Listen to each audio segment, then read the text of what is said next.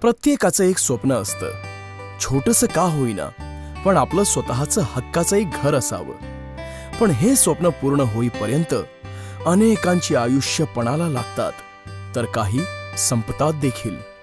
पण आता प्रत्येक भारतीयाचं आपल्या स्वतःच्या घराचं स्वप्न पूर्ण होतंय। प्रधानमंत्री आवास योजना ग्रामीणच्या माध्यमातून 3 कोटी बेघरांना घर मिळवून देण्याचा संकल्प शासनाने केला आहे। या अभियानाद्वारे संपूर्ण देशात मोठ्या प्रमाणात घरं बांधली जात असून उपेक्षितांना आपल्या हक्काचा आणि सुरक्षित निवारा मिळतोय। आपल्या महाराष्ट्रातही प्रधानमंत्री आवास योजनेचं कार्य जोमाने सुरू आहे। त्यात नाशिक जिल्ह्याचा राज्यात प्रथम क्रमांक आहे हे विशेष।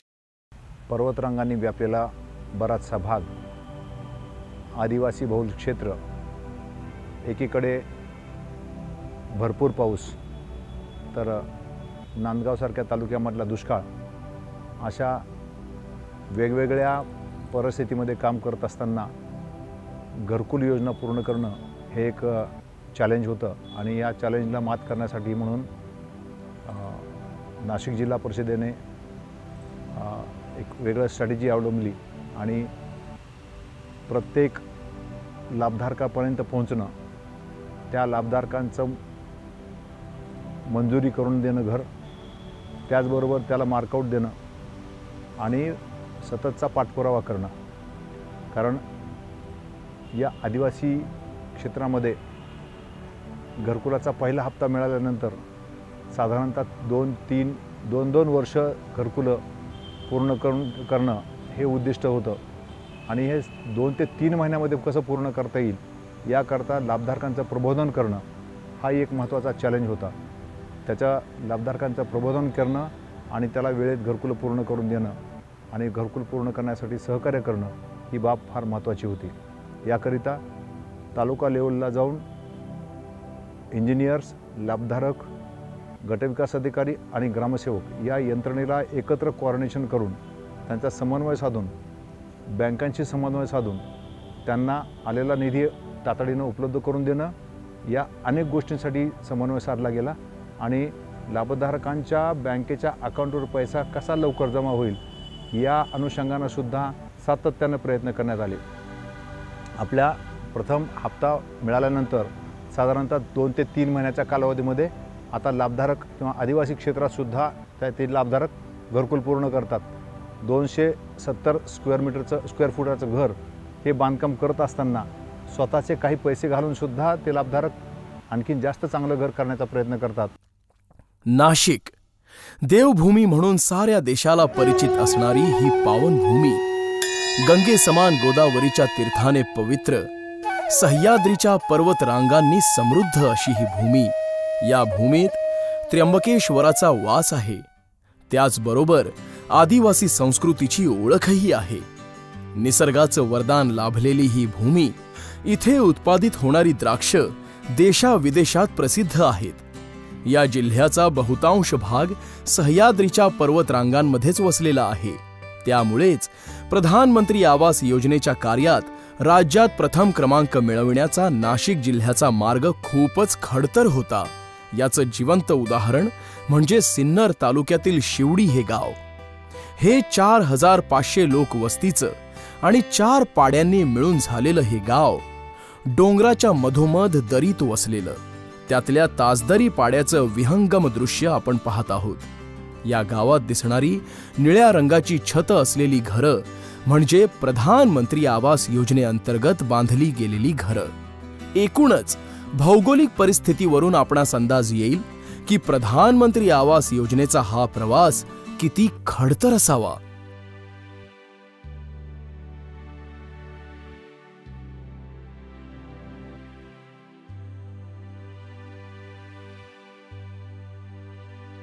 सिन्नर तालुका तसा दुष्काळी, मात्र शिवडी गाव हे इगतपुरी तालुक्यालगत असल्यानं पावसाचं प्रमाण प्रचंड, त्यामुळे पावसाळ्यात येथील ग्रामस्थांची परिस्थिती खूपच बिकट व्हायची।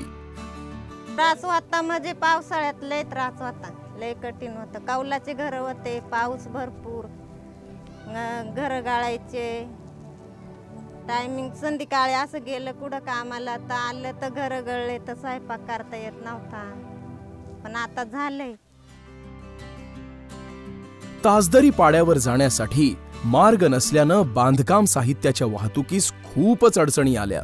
पण ग्रामस्थांनी मोठ्या कष्टानं डोक्यावर सिमेंट, वाळू आणि विटा हे बांधकाम साहित्य 1.5 ते 2 किलोमीटर वाहिलं. त्यांच्या कष्टाला शासनाने मनरेगाच्या माध्यमातून पाठबळ दिलं आणि बघता बघता त्या गावात प्रधानमंत्री आवास योजनेतील 20 घरं पूर्ण झाली.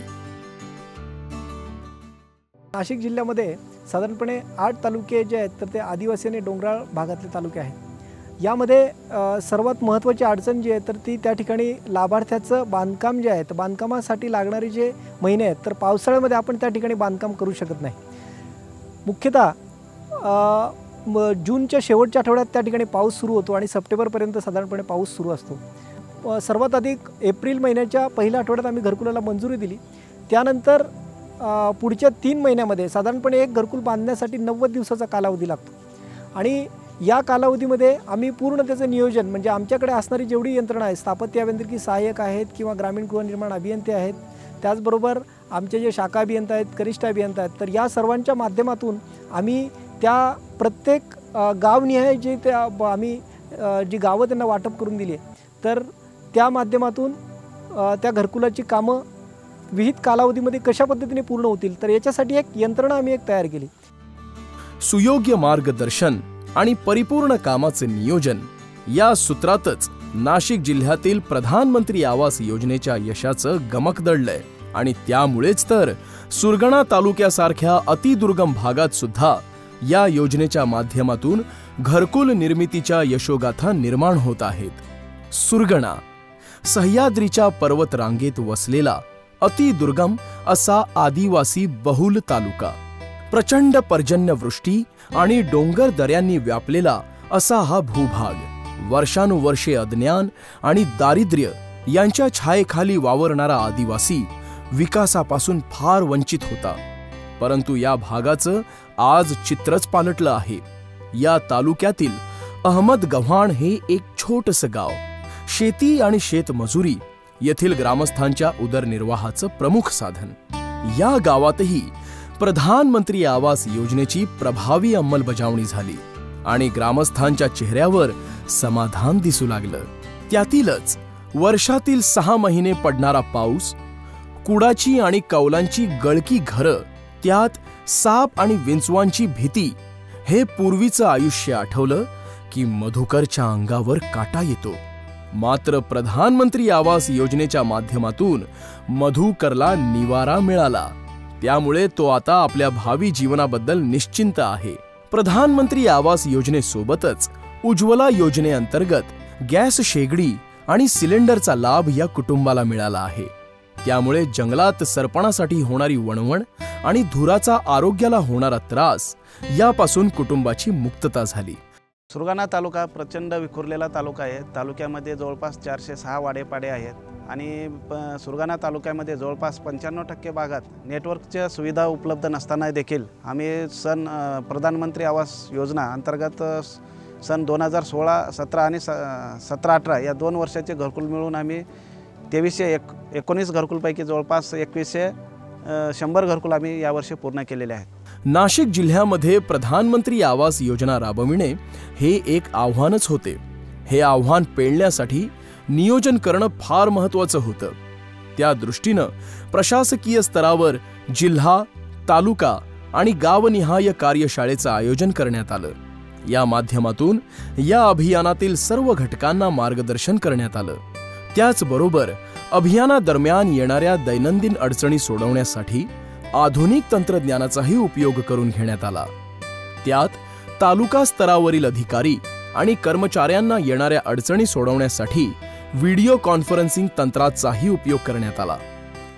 दैनंदिन योजनेचा आढावा घेत असताना प्रत्येक वेळेला जो क्षेत्रीय कर्मचारी आहे, क्षेत्रीय अधिकारी आहे, त्याला प्रत्येक वेळेला कार्यालयात किंवा जिल्हा स्तरावरती बोलवून त्याचा आढावा घेणं शक्य होत नाही.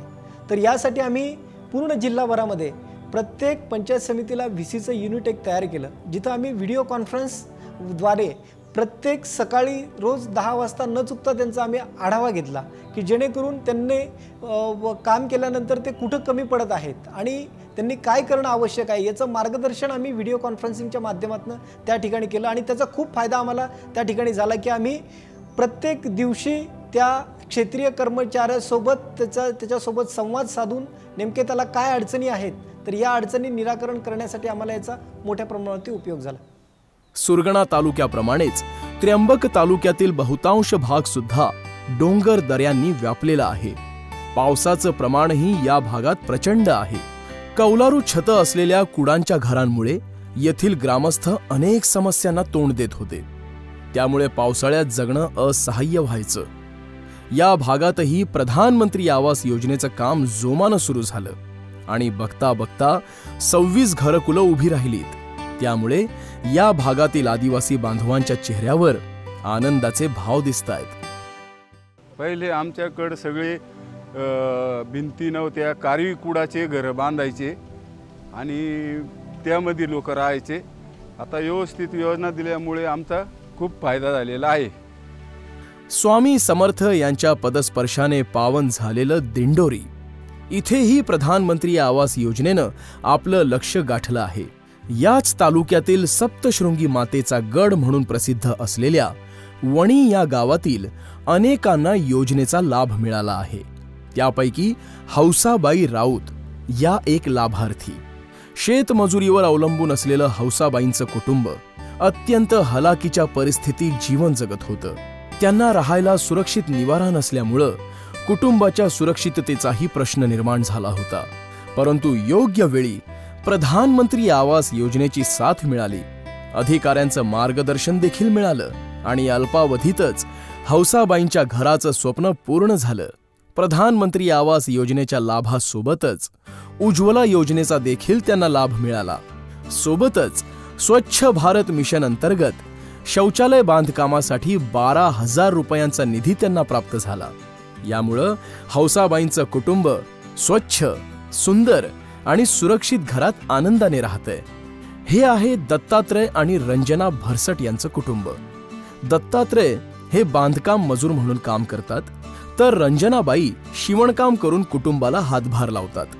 मुलीला उच्च शिक्षण देण्याचं स्वप्न या दाम्पत्यानं पाहिलंय आणि हे सर्व शक्य झालं आहे प्रधानमंत्री आवास योजनेअंतर्गत मिळालेल्या स्वतःच्या पक्क्या घरामुळं. आज ते स्वतःच्या हक्काच्या घरात आनंदाने राहतायत.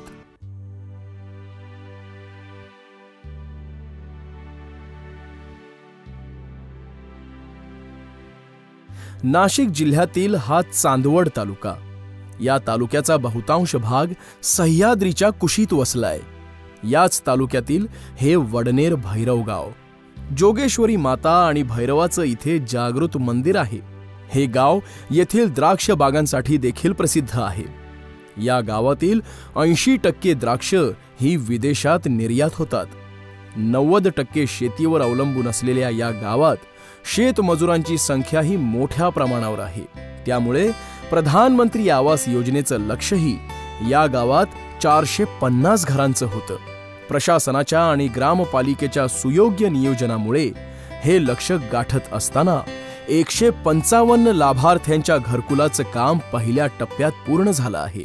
पंतप्रधान आवास योजनेअंतर्गत जे घरकुलं मिळाले त्याच्यात 160 ते 65 घरकुलं आमचे पूर्ण झाले आणि बाकीचे विविध पातळीवर काम त्यांचं काम चालू आहे.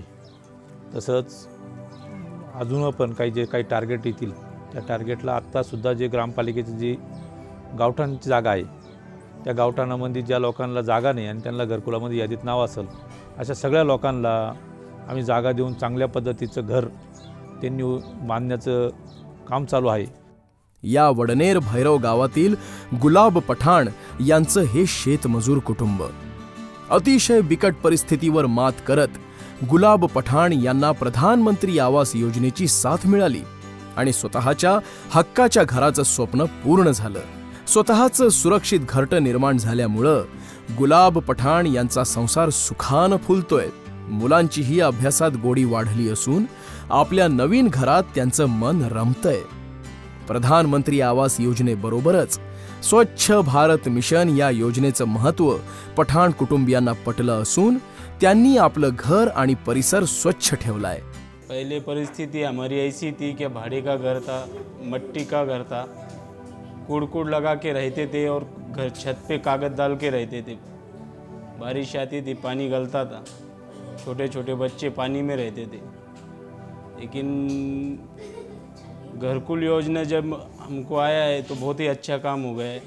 याच गावातील मधुकर आणि मंगलाबाई खैरनार यांचं हे कुटुंब।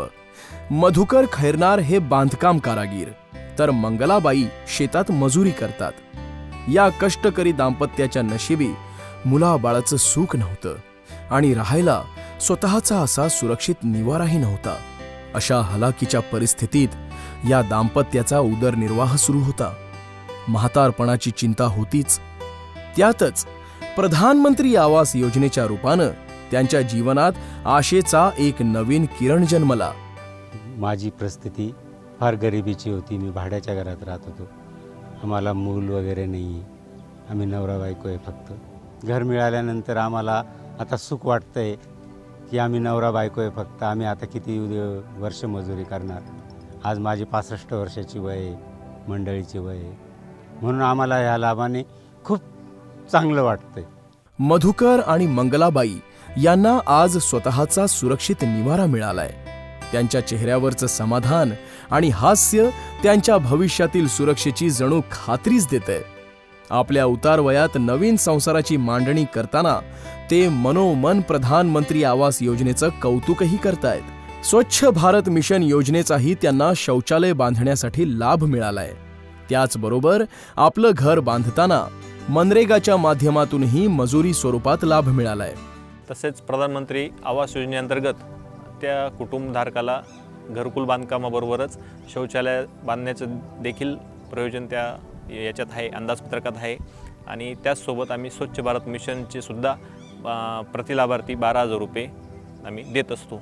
या योजनेची अंमलबजावणी करताना मुळातच पहिल्या दिवसापासून जर त्या योजनेचं संनियंत्रण आणि मूल्यमापन जर झालं नाही तर त्याचं आउटपुट आपल्याला काही अंशी कमी प्रमाणामध्ये मिळत असतं।